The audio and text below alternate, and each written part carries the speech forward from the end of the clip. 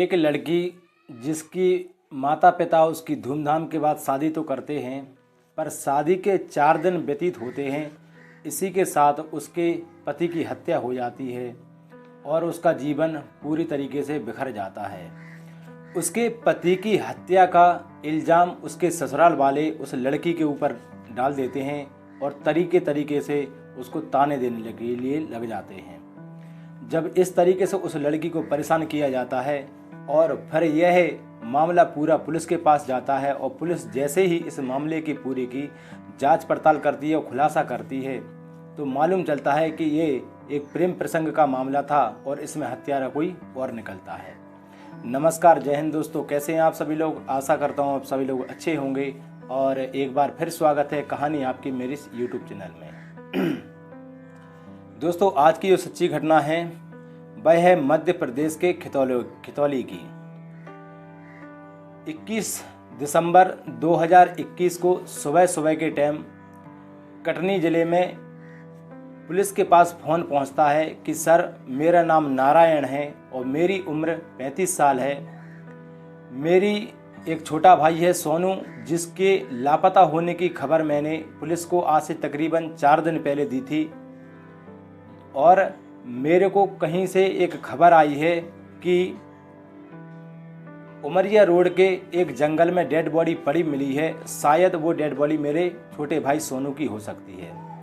Police भी नारायण को phone कर कहती है कि ठीक है, तुम उस घटना स्थल पर पहुंचो और हम लोग भी वहां पहुंच रहे हैं। जैसे ही पुलिस वाले उस घटना स्थल पर पहुंचते हैं, 10 या 15 मिनट की देरी पर नारायण भी उस जगह पर पहुंच जाता है और नारायण जैसे ही उस डेड बॉडी को देखता है तो उस डेड बॉडी की बुरी हालत थी, वह सड़ चुकी थी और उसका जो चेहरा रहता है वह एक तरीके से बहुत ऐसे मालूम चल रहा था जैसे किसी ने पत्थर से एक बार नहीं कई बार उसके चेहरे पर वार किया हो। इस तरीके से कुछ कपड़े या पैन कार्ड, आधार कार्ड, कुछ प्रूफ द्वारा उसकी शिनाख्त कर ली जाती है और नारायण अपने भाई को पहचान लेता है। इसी के साथ दोस्तों, जब पुलिस वाले उस डेड बॉडी को अपनी हिरासत में ले लेते हैं और उसको पोस्टमार्टम के लिए भेज देते हैं। अब इसके बाद में नारायण को पुलिस वाले थाने के लिए ले जाते हैं और 302 का मुकदमा अज्ञात लोगों के ऊपर निर्धारित करके लिख लिया जाता है। अब नारायण से पुलिस वाले जैसे ही पूछताछ करते हैं कि भाई, आखिर तुम्हारे भाई की किसी के साथ लड़ाई या झगड़ा कुछ चल रहा हो या किसी के ऊपर शंका हो, तब नारायण मना करता है और कहता है, साहब कि मेरे भाई सोनू की आज से 4 दिन रिपोर्ट करवाने से 4 दिन पहले ही शादी हुई थी और मेरा पूरा शक जा रहा है कि मेरे छोटे भाई की पत्नी है जो गायत्री जो कि कटनी ज़िले के बसना गांव की रहने वाली रहती है। तो वह कहता है नारायण कि मेरा छोटा भाई है, इसकी पत्नी गायत्री, शायद है कि मेरी उस बहू ने, गायत्री ने ही मेरे छोटे भाई सोनू की हत्या करवाई है। अब पुलिस वाले नारायण की तहरीर पर गायत्री देवी को भी पुलिस स्टेशन बुला लेते हैं। अब जैसे ही गायत्री पुलिस वालों के सामने पहुंचती है तो कुछ बोलती तो नहीं है, पर निरंतर रोते जाती है। पुलिस वालों ने उनसे पूछने की कोशिश की, वह कुछ भी जवाब नहीं दे रही थी और लगातार रोते जा रही थी। लेकिन पुलिस वालों ने जैसे तैसे समझाकर कुछ आगे पूछने की कोशिश की तो वह बताती है, साहब, आज से 4 दिन पहले मेरी शादी हुई थी और अब मैं किसी के सामने क्या सफाई दूं, जब मेरे ससुराल वाले ही, मेरे परिवार वाले मेरे पति की हत्या का इल्ज़ाम मेरे सर पर डाल रहे हैं, जो कि मैंने ऐसा बिल्कुल भी नहीं किया है।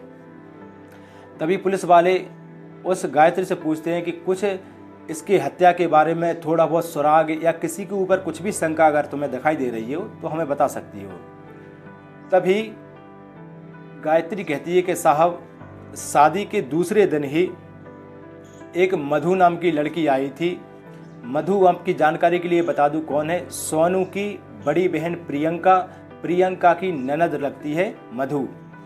तो गायत्री कहती है, साहब कि मधु मेरे पास आई थी शादी के 1 दिन बाद मुझे बधाई देने के लिए और कह के गई थी कि सोनू ने मेरे साथ धोखाधड़ी की है, मेरे साथ धोखा दिया है, मुझसे प्यार किया था लेकिन मुझे छोड़ दिया है और तुमसे शादी कर ली है और आज के बाद से सोनू तो मेरा दुश्मन था ही और आज से तुम भी मेरी दुश्मन बन चुकी हो। इस तरीके से जब पुलिस वालों के सामने गायत्री उस मधु का नाम लेती है तो मधु की तहरीर पर ही पुलिस वाले उस मधु नाम की लड़की को अरेस्ट कर लेते हैं, उसको बुलाते हैं। जब पुलिस वाले उस मधु के पास पहुंचते हैं पुलिस वाले जब मधु के पास पहुंचते हैं तो मधु को बुलाया जाता है, उससे पूछा जाता है कि आखिरकार तुमने उस सोनू नाम के लड़के की हत्या क्यों की। तो तभी पुलिस वाले उस समय उससे बराबर जांच पड़ताल करते हैं और पूछते हैं। तो मधु इधर उधर की बातें टोलने मटोलने के लिए लग जाती है।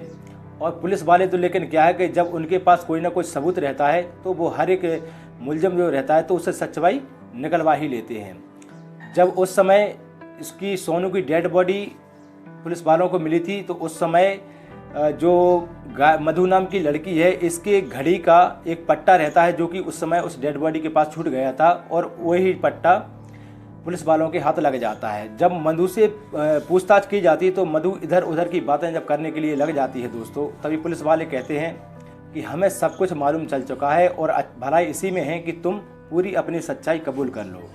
तो उस समय सोनू के मोबाइल का CDR निकाला जाता है तो उसमें देखा जाता है कि मधु की हत्या होने से 2 घंटे पहले और हत्या होने के जस्ट पहले ही सोनू नाम के लड़के से बात हुई। तो एक तो पुलिस के पास ये वाला अच्छा खासा प्रूफ था और दूसरा प्रूफ उस मधु नाम की लड़की की घड़ी का एक पट्टा था उसके पास। जैसे ही पुलिस वाले दोनों सबूत मधु के सामने रख लेते हैं तो मधु भी कहीं ना कहीं अब ढीली पड़ जाती है और अपनी सच्चाई कबूल कर लेती है। दोस्तों जब वो मधु सच्चाई पूरी पुलिस वालों के सामने बताती है तो जब ये मामला पूरा सुलझकर सामने आता है तो लोग भी बड़ा हैरान और परेशान हो जाते हैं। जब वह मधु बताती है कि साहब सोनू मेरी भाभी का भाई लगता है, तो कुछ समय पहले हमेशा अपनी बहन के पास में जाता था प्रियंका के घर पर सोनू, और उसके वहाँ पर आना जाना बैठना लगा रहता था। उस समय मधु की उम्र थी 20 साल और 21 साल का था सोनू। दोनों जवानी के दहलीज पर कदम रखे ही हुए थे। उसी समय इन दोनों की आंखें मिलती हैं तो एक दूसरे को ये चाहने के लिए लग जाते हैं। जब एक दूसरे के ये प्रेम में पड़ जाते हैं तो इनका मिलना जुलना भी स्टार्ट हो जाता है और समय समय पर जैसे ही टाइम मिलता है तो ये दूसरे से शारीरिक संबंध भी बनाने के लिए लग जाते हैं। समय जब जैसे जैसे आगे बढ़ता है दोस्तों तो इस तरीके से ये प्रेम प्रसंग में पड़ जाते हैं कि एक दूसरे को इतना बेहतरीन तरीके से प्यार करने के लिए लग जाते हैं कि अब जीने मरने की कसमें खाने लगते हैं और साथ में शादी करने का फैसला भी कर लेते हैं। अब साल का समय आता है उस समय 2021 का, कि उस समय लॉकडाउन लग जाता है हिंदुस्तान में। और उसी लॉकडाउन के समय कहीं पर घूमने के लिए मधु गई थी अपनी भाभी के साथ में, जो कि सोनू की बहन प्रियंका होती है। तब वह अपने मायके में आई थी कटनी में। तो उस समय मधु भी अपनी भाभी के साथ इसके घर पर रुक जाती है और लॉकडाउन के समय 4 महीने तक सोनू के घर पर ही रुकती है। जब एक जगह रहना उठना हो जाता है तो सोनू और मधु इस तरीके से एक पास में आ जाते हैं कि अब उनको दूर होना बड़ा नामुमकिन हो जाता है। अब इस तरीके से जब दोनों पास में आ जाते हैं तो दोस्तों अब ये शादी करने के लिए तैयारियां करने लगते हैं। जब जैसे ही शादी करने के लिए तैयारी करने लगते हैं, इस बात की खबर उस सोनू की बहन प्रियंका को लग जाती है। तो प्रियंका कहती है कि नहीं, तुम दोनों की शादी कभी नहीं हो सकती है, और अगर तुमने शादी की तो मैं आत्महत्या कर लूँगी, क्योंकि एक तो गोत्र का मामला पड़ रहा है और तुमने अगर ये मेरी ननंद लगती है और ननंद से शादी करना तुम्हारा बिल्कुल भी जायज़ नहीं है। सोनू को इस तरीके से प्रियंका समझाती है और मधु को भी समझाती है। किसी तरीके से उस प्रियंका का, जैसे प्रियंका ने कहा कि मैं आत्महत्या कर लूँगी, इस वजह से दोनों लोग थोड़ा बहुत डर जाते हैं और शादी के लिए रुक जाते हैं। पर आगे क्या करने वाले हैं इसका उन किसी को भी मालूम नहीं चलता है दोस्तों। अब इधर प्रियंका अपने ससुराल पहुँचती है। इस बात की जानकारी लगने के बाद अपनी ननद को लेकर ससुराल पहुंचती है और ससुराल पहुंचने के बाद अपने पति से और अपनी सासों से पूरी घटना के बारे में बताती है कि हमें इस मधु की जल्दी से जल्दी कहीं ना कहीं शादी कर देनी चाहिए, क्योंकि अब ये मेरे भाई से शादी करने के लिए तैयार हो रही थी। अभी तो मैंने समझा दिया है, शायद आगे चलकर ये कुछ गलत कदम उठा ले। इसी तरीके से वह अपने पिता को फ़ोन कर सोनू के पिता को, सोनू के बड़े भाई नारायण को भी बताती है कि ऐसी ऐसी बात है, इसकी शादी कर लीजिए। तभी सोनू का बड़ा भाई नारायण एक लड़की देखने के लिए लग जाता है और उनकी ये ख्वाहिश रहती है लड़की मिलने की, ये भी जल्दी पूरी हो जाती है। और 2021 के समय पर एक लड़की मिल जाती है जहां पर सोनू की शादी फिक्स हो जाती है उस लड़की से। अब सोनू की इस घटनाक्रम का जब खुलासा हो जाता है तो सोनू का और मधु का मिलना जुलना कहीं कहीं पर दूर दूर हो जाता है। वो लोग दूर दूर तक मिल नहीं पाते हैं दोस्तों। अब इसी के साथ में सोनू हर एक प्रयास करता है उसके पास जाने के लिए, मिलने के लिए। सोनू तो फिर भी थोड़ा बहुत कंट्रोल कर लेता है, लेकिन मधु इतना परेशान रहती है उससे बात करने के लिए, उससे मिलने के लिए कि बहुत ज़्यादा। अब जब जैसे ही 4 महीने का समय बीत होता है दोस्तों, तो एक दिन सोनू अपनी बहन प्रियंका के घर पर उससे मिलने के लिए जाता है। जैसे ही मधु सामने पड़ती है तो उनका पहले का जो रोल था वो एक बार फिर से सामने आ जाता है और एक दूसरे से लिपट जाते हैं वो लोग। और रात्रि का जब समय होता है तो एक दूसरे से वो शारीरिक संबंध भी बना लेते हैं। अच्छा, अब इस दौरान जब इस बार सोनू ने जब उसके साथ शारीरिक संबंध बनाया तो उस समय सोनू ने कहीं पर अपना मोबाइल छुपा के रख दिया था और उसमें इस समय की एक वीडियो शूट करके रख लेता है। क्योंकि 4 महीने के समय में सोनू ने 1-2 बार कोशिश की मधु को बुलाने के लिए, तो पर मधु आने के लिए ऐसी वैसी बातें करने लगी थी। तो सोनू ने इसलिए वीडियो बना के रख लिया था कि अब मैं इस वीडियो के माध्यम से तुम्हें उसको ब्लैकमेल करूंगा और मधु को हमेशा मेरे पास ज़िंदगी भर आते रहना पड़ेगा। दोस्तों, जब सोनू उसके पास मिलने के बाद वो वीडियो बनाकर पहुंच जाता है अपने घर पर, और धीरे धीरे जब सोनू की शादी का समय नज़दीक आने लगता है और मधु को अब वो हमेशा हमेशा अपने पास बुलाने के लिए कोशिश करता है, तो मधु उसके पास इधर उधर की बातें करती है। तो एक दिन सोनू जो रहता है वह उस मधु के मोबाइल पर उस वीडियो को सेंड करता है। मधु के सामने जब वीडियो पहुंचती है दोस्तों, तो मधु एकदम उसका दिमाग खराब हो जाता है और इतने गुस्से में आ जाती है। वो कहती है कि तुमने मेरी ये वाली वीडियो शूट क्यों की, आखिरकार इस वीडियो को शूट करने का तुम्हारा मकसद क्या है। वो समझ गई कि तुम मुझे ब्लैकमेल करना चाहते हो। दोस्तों, इसी के साथ दोनों के बीच में लड़ाई झगड़ा स्टार्ट हो जाती है और मधु अब उससे नफरत करने के लिए लग जाती है। अब सोनू की शादी के लिए 4 महीने का समय रह जाता है दोस्तों, और सोनू हमेशा अब 4 महीने के बीच में उसकी शादी तो लेट होती है, इसके साथ में उसे मिलना जुलना था किसी के साथ में, तो मधु के लिए वो हमेशा प्रेशर करता है और मधु आने के लिए तैयार नहीं होती है। तो वह वीडियो के द्वारा उसको ब्लैकमेल करता है और ब्लैकमेल करने के बाद उसको अपने पास बुला लेता है। जब लास्ट का समय आता है दोस्तों, तो एक दिन सोनू कहता है कि ठीक है, आज मैं तुम्हें लास्ट बार बुलाना चाह रहा हूँ अपने पास में और तुम मेरे पास आ जाओ, और इसी के साथ में वीडियो भी डिलीट कर दूंगी। मधु भी इस तरीके से अपनी शर्त रखती है सोनू के सामने, कहती है कि ठीक है, मैं लास्ट बार तुमसे मिलने के लिए आ रही हूँ, लेकिन इसके साथ में मेरी एक शर्त है कि तुम्हें साथ वीडियो डिलीट करना पड़ेगी और जो मिलने की जगह होगी वो मैं फिक्स करूँगी, और इसी के साथ में सेक्स कैसे करना है इसको भी मैं भी डिसाइड करूँगी। सोनू बड़ा मन ही मन खुश हो जाता है दोस्तों और उसके लिए तैयार हो जाता है। तभी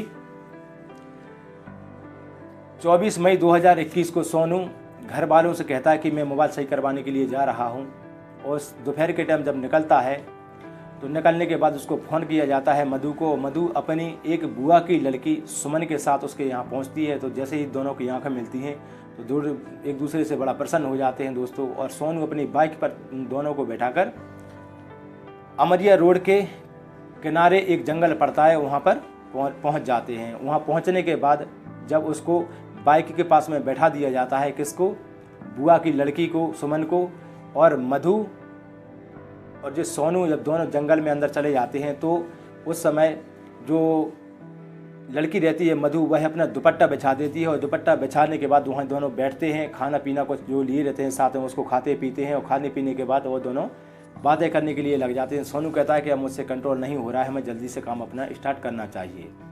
दोस्तों, इसी के साथ में जब मधु पहले से ही प्लानिंग करके रख लेती है उसको कैसे क्या करना है, पहले मधु उसके मोबाइल में से अपनी वीडियो डिलीट करवा देती है और सोनू को लिटा देती है। अपने बैग से 2 रस्सियाँ निकालती है, सोनू के दोनों हाथ पीछे बांध देती है और दोनों पैर बांध देती है, और साथ में कहती है कि मैं तुम्हारी आंखों पर एक काली पट्टी भी बांधूंगी। सोनू भी तैयार हो जाता है कि ठीक है, आज इसका मन है, लास्ट बार जैसे करना है इसको करने दीजिए। दोस्तों, इसी के साथ में वो अपने बैग से काली पट्टी निकालती है और सोनू की आंखों पर बांध देती है।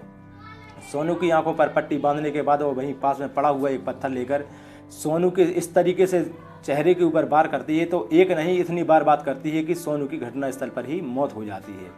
अब सोनू को उसी हालत में वहीं पर छोड़कर दोस्तों जब वो बाहर आती है तो उस समय उसकी गाड़ी रहती है, जो बाइक रहती है, उसकी पहचान ना हो सके, उसे पत्थर से लेकर उसकी जो नेम प्लेट रहती है, जो नंबर प्लेट रहती है, उसको बुरी तरीके से तोड़ना स्टार्ट कर देती है मधु उससे सोनू की बाइक को।